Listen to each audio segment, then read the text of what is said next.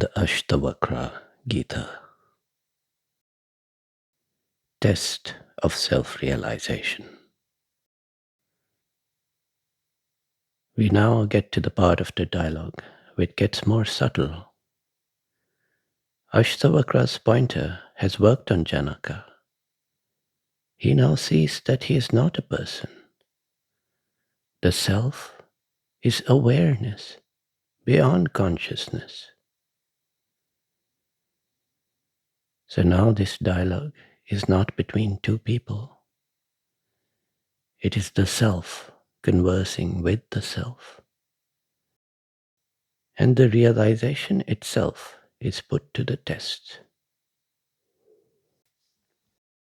Ashtavakra said, having realized yourself as one, being serene and indestructible, why do you desire wealth? Just as imagining silver in mother of pearl causes greed to arise, so does ignorance of self cause desire for illusion. Having realized yourself as that in which the waves of the world rise and fall, why do you run around in turmoil? Having realized yourself as pure awareness, as beautiful beyond description, how can you remain a slave to lust? It is strange that in a sage who has realized self in all and all in self, this sense of ownership should continue. Strange that one abiding in the absolute, intent on freedom, should be vulnerable to lust and weakened by amorous pastimes. Strange that knowing lust as an enemy of knowledge, one so weak and nearing death should still crave sensual pleasure. Strange that one who is unattached to the things of this world and the next, who can discriminate between the transient and the timeless, who yearns for freedom, should yet fear the dissolution of the body. Whether acclaimed or tormented, the serene sage abides in the self. He is neither gratified nor angered. A great soul witnesses his body's actions as if they were another's. How can praise or blame disturb him? Realizing the universe is illusion, having lost all curiosity, how can one of steady mind fear death? With whom can we compare the great soul, who, content knowing self, remains desireless in disappointment?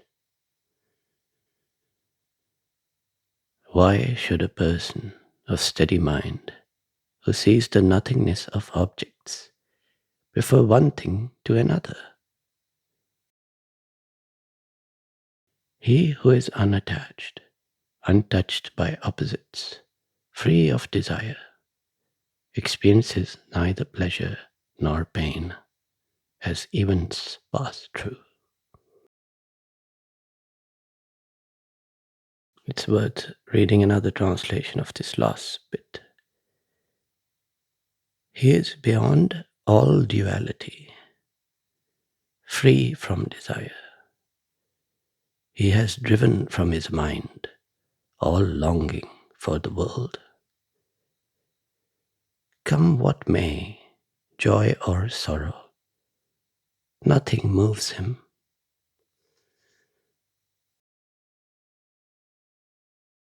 There's a bit of a conundrum here, a test that Ashtavakra is put to Janaka. This is how Janaka responds. Janaka said, "Surely one who knows self, though he plays the game of life, differs greatly from the world's bewildered, burdened beasts. Truly the yogi feels no elation, though he abides in the exalted state, yearned for by Indra and all the discontented gods. Surely one who knows that is not touched by virtue or vice, just as space is not touched by smoke, though it seems to be. Who can prevent the great soul, who knows the universe as self, from living life as it comes? Of the four kinds of beings, from Brahma to a blade of grass, only the sage can renounce aversion and desire. Rare is he who knows himself as one and no other, the Lord of the universe. He acts as he knows and is never afraid.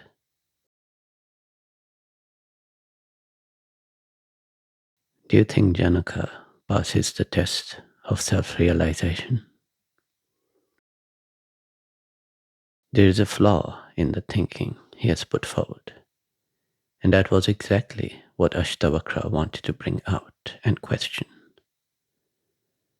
We will now go into this. Both Janaka and Ashtavakra have realized the root cause of misery, the reason of all craving and clinging. It is the belief in being a person, an individual in the world, apart from the true self. That is just pure awareness. Seeing this, all the mind's failings can be counted off and discarded. In this realization, you become perfectly calm, desireless, content in your own true nature. All the desires are based on the idea of me, a particular individual with its needs and wants.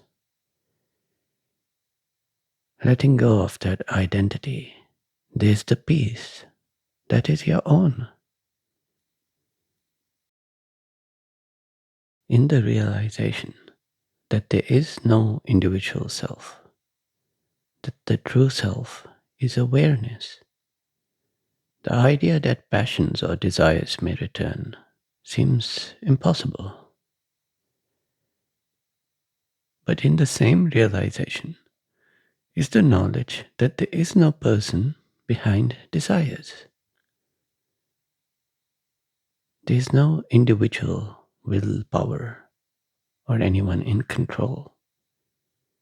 So it is also clear that desires and passions and cravings can and will return.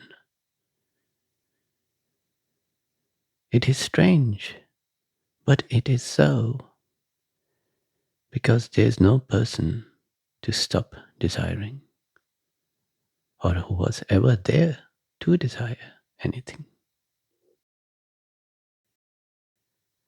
The desires are only the experience of what is going on in the body. The devotees want to believe that their sage is perfect, but the lesson has been repeated many times over through the many sages who were put on a pedestal and then regressed to their base desires. You may think they were simply ignorant from the beginning, but it is very much true.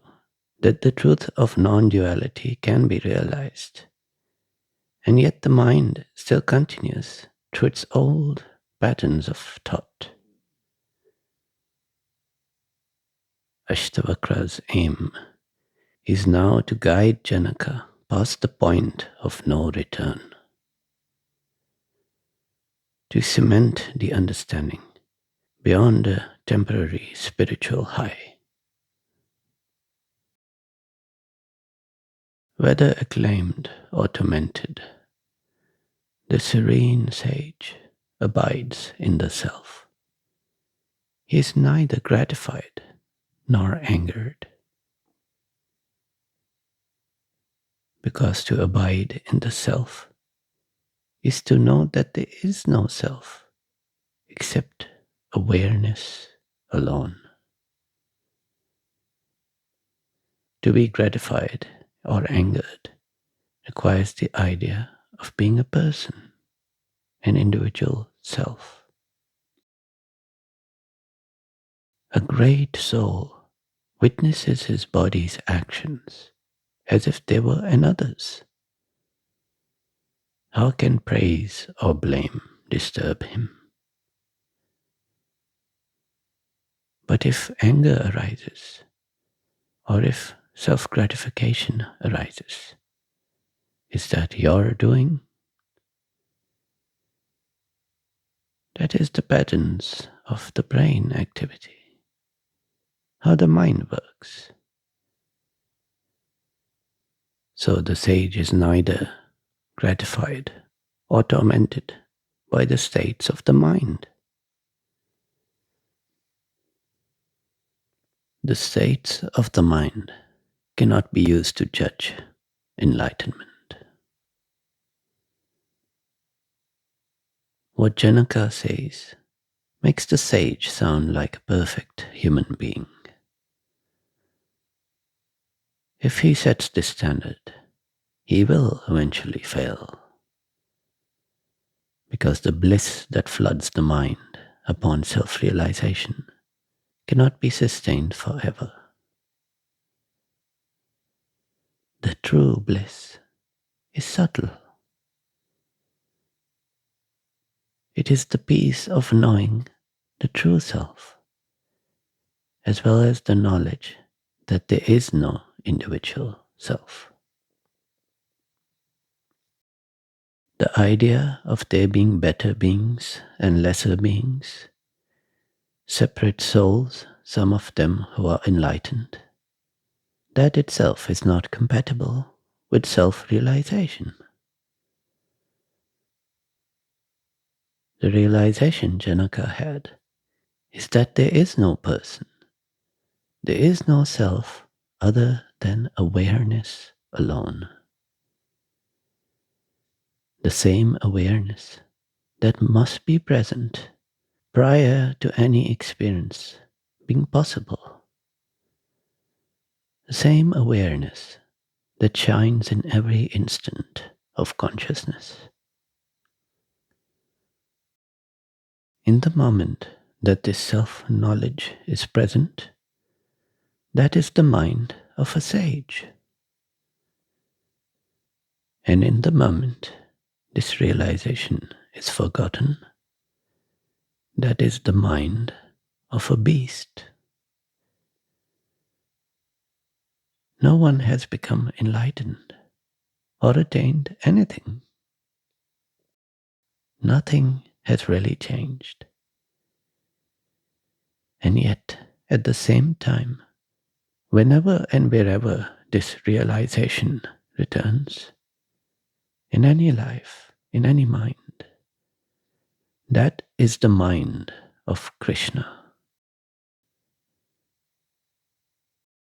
This is the unity of Atman and Brahman. Now, paradoxically, knowing this itself can be your shield from the convolutions of the mind. A great soul witnesses his body's actions as if they were another's. How can praise or blame disturb him. Realizing the universe is illusion, having lost all curiosity, how can one of steady mind fear death? With whom can we compare the great soul, who, content knowing self, remains desireless in disappointment? Why should a person of steady mind, who sees the nothingness of objects, prefer one thing to another? He who is unattached, untouched by opposites, free of desire, experiences neither pleasure nor pain as events pass through. There will still be disappointment, in joy, in sorrow, in pleasure and pain. But to know the nature of self, to see the illusion of objects, the insubstantial nature of all that appears, that is to be the great soul. That is the path to detachment and calm. Pain or pleasure, joy or sorrow, they are all there. They pass through. Yet the true self, that is awareness, remains unmoved. All these experiences are local phenomena. You are pure consciousness, the substance of the universe, unbounded awareness. The passing forms have no real effect on you. But to think that one who knows this is greatly different to the beasts, that the yogi has achieved some exalted state, or that the sage is some perfect being, is to again fall into error. It is once again thinking in terms of persons and individual selves. Ashtavakra easily sees this in Janaka's response and delivers his next pointer. I will just read it out now, and we will return to it when we next continue this series on the Ashtavakra Gita. Ashtavakra said, "You are immaculate, touched by nothing. What is there to renounce? The mind is complex. Let it go. Know the peace of dissolution. The universe arises from you like foam from the sea. Know yourself as one. Enter the peace of dissolution." Like an imagined snake in a rope, the universe appears to exist in the immaculate self, but does not. Seeing this, you know there is nothing to dissolve. You are perfect, changeless, through misery and happiness, hope and despair, life and death. This is the state of dissolution.